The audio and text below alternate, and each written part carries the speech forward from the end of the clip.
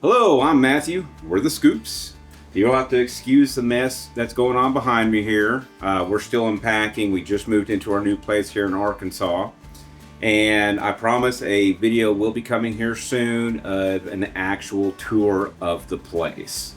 But that's not what we're talking about today, so let's get on with it. So if you're anything like us, you're always looking for means of trying to make that dollar stretch just a little bit further, especially when it comes to the grocery bill. Now, in a perfect world, we'd be growing all of our own stuff, we'd have our own animals and gardens and produce, and everything would be just rocking on. But that's not the case.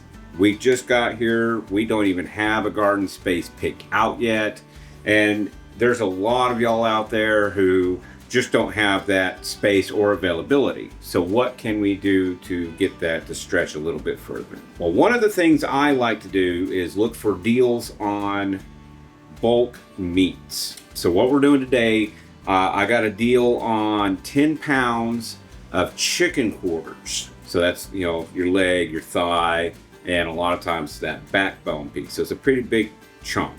And so that 10 pounds cost us roughly $8 at our local Kroger here.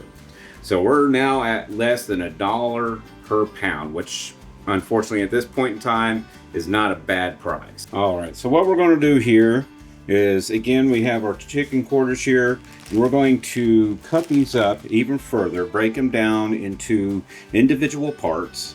That way we can bag them up and freeze them.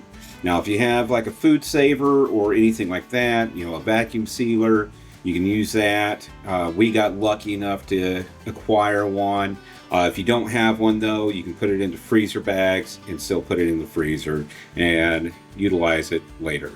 Now, you can wash these ahead of time. I'm going to go ahead and break them down and wash them afterwards. I've already washed my hands, so I know my hands are clean, but handling chicken, I'm going to wash them again anyway. So I might as well wash the chicken and the board and the knife and everything all at once, including my hands. So here we have our quarter. So right here's your leg, this is your thigh piece, and this bone right back here, that's your backbone. Now what I usually do with the backbone, because I go ahead and separate that too, is you still have a lot of meat that tends to get missed when you cook this all whole. You cut that backbone off, and you can utilize that later by boiling it for whether you're making broth. You'll get all that meat. You can put it into like a soup or a stew or something to that effect. So the first thing we're going to do is remove the leg. Now when you start moving it around, you can feel the knuckle right there. So you're just going to take your knife and you're going to follow. There's like a seam right here. So you just cut into it and you can follow that seam and you see the knuckle right there. Get it close up here. So you can see that knuckle that's in there. Okay, that's that bone right there. And if you hit it just right,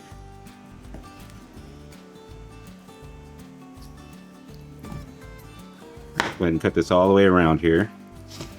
You can kind of see. So you see how we're starting to kind of really see the knuckle portion. So if you actually go right in here, you can cut right between that knuckle.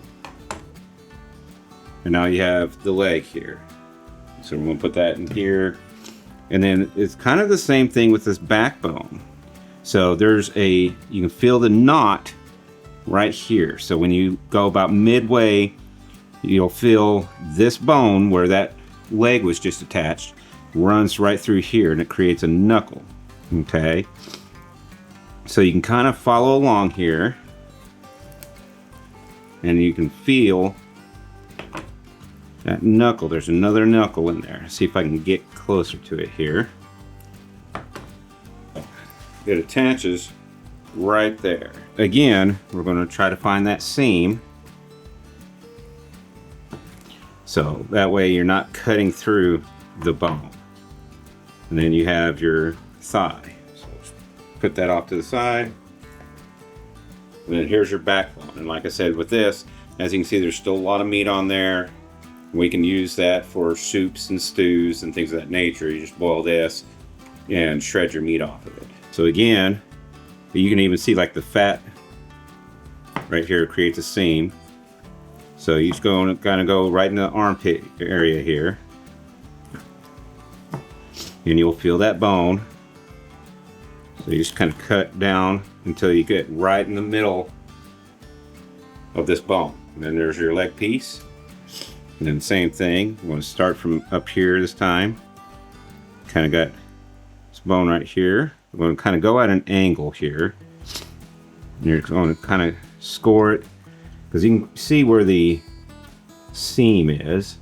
And then you're going to get down to the knuckle, which is right in there. So let's kind of cut along this again. Make sure, of course, to be careful. You don't want to cut yourself. And then you'll see there's that bone.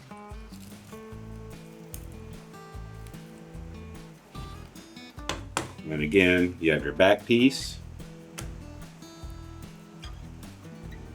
You have your thigh. And you can cut these up separately. Now, I've only cut up 2 of these so far.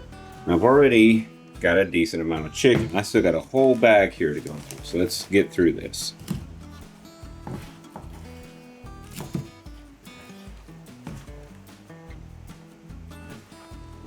And that's it. We're already done with that whole 10-pound bag.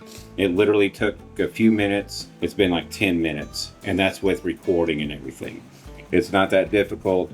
Now we have a big old thing of chicken that we need to wash off, get vacuum sealed, and throw in the freezer. If you don't have any kind of vacuum sealer, you can use freezer bags, put it in the freezer, you're good to go. And that's really it. There's not much more to it than that.